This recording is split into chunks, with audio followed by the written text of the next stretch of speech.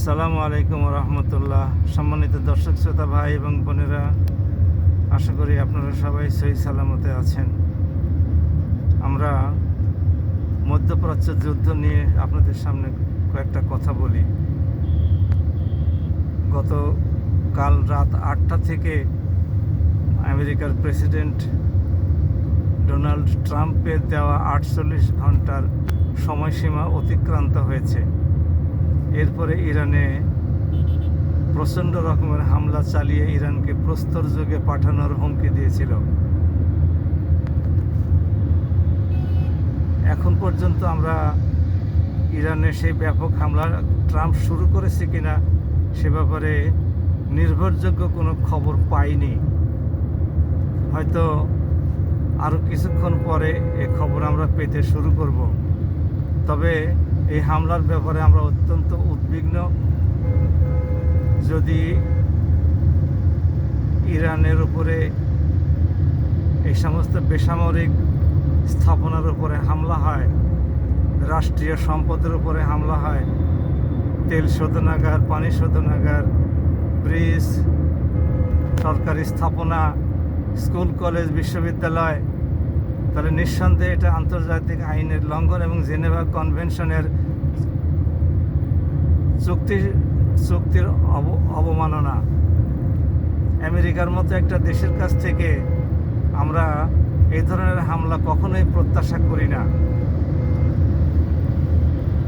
যে আমেরিকা বিশ্বের সবচেয়ে শক্তিধর সামরিক দেশ, সেই আমেরিকাই বরং অন্যান্য দেশকে জেনেভা কনভেনশন এবং আন্তর্জাতিক যুদ্ধ আইন মেনে চলতে উদ্বুদ্ধ করবে। সেই আমেরিকাই যদি তার চাইতে অত্যন্ত দুর্বল, বিশেষ করে বিমান বাহিনীতে, সেই দেশের উপরে অন্যায়ভাবে এভাবে হামলা করার হুমকি দেয়, তাহলে আর আমরা কার কাছ থেকে এই আন্তর্জাতিক আইন অমান্য করা বিরোধী বক্তব্য পাব? আমরা এই জন্যে খুবই উদ্বেগের মধ্যে আছি। ইরানের তেহরান অত্যন্ত ঘনবসতিপূর্ণ একটি শহর। এই শহরের উপরে যদি ব্যাপক বোমা হামলা হয় তাহলে ইরানের অবস্থা অত্যন্ত ভয়াবহ হবে এবং ইরানের এই 1 কোটি মানুষ যাবে কোথায়? তাদের কি একাধিক বাড়ি আছে গ্রামাঞ্চলে, মরুভূমিতে, পাহাড় অঞ্চলে, অথবা অন্যত্র? কোথায় যাবে? মরু অঞ্চলে যাওয়া ছাড়া এই হামলা থেকে বাঁচার তাদের আর কি উপায় আছে? সুতরাং আমরা খুব উদ্বেগের সাথে সময় অতিক্রম করছি। আমরা আশা করব উভয় পক্ষ শান্ত থাকবে। ইতিমধ্যে আমেরিকার কংগ্রেসে ট্রাম্পের সদলীয় এবং ডেমোক্র্যাট দলীয়, মানে লিবারেল পার্টি এবং ডেমোক্রেটিক পার্টি, উভয় দলের সিনেটররাই ট্রাম্পের এই পাগলামির বিরুদ্ধে সোচ্চার হয়েছে। কেউ কেউ তার পদত্যাগ, তাকে অপসারণ প্রভৃতির দাবি উঠিয়েছে। আমরা আশা করি ইরান হয়তো এই সমস্তগুলো কিছুই করতে পারবে না।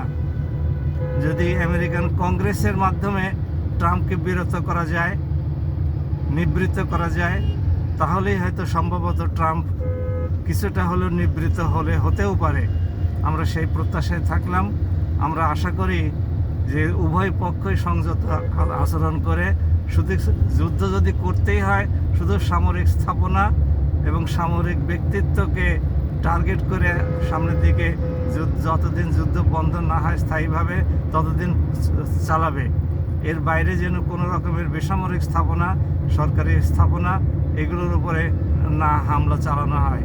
এতে জনজীবন অত্যন্ত বিপর্যস্ত হয়ে পড়বে এবং যেহেতু মধ্যপ্রাচ্যের দেশগুলোতে সমুদ্র থেকে পানি আহরণ করে সেগুলো শোধন করে তারপরে পান করা হয়, এটা যদি বিঘ্নিত হয়, ক্ষতিগ্রস্ত হয়, ধ্বংসপ্রাপ্ত হয়, তাহলে মধ্যপ্রাচ্যের মানুষের জীবন অত্যন্ত কাহিল হয়ে যাবে, বিপর্যস্ত হয়ে পড়বে, হাহাকার করবে।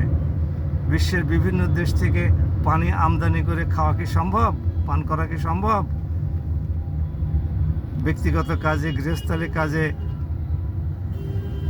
প্রাতিষ্ঠানিক কাজে, উৎপাদনের কাজে এইগুলো কি করা সম্ভব? কোনো অবস্থাতে সেটা সম্ভব নয়।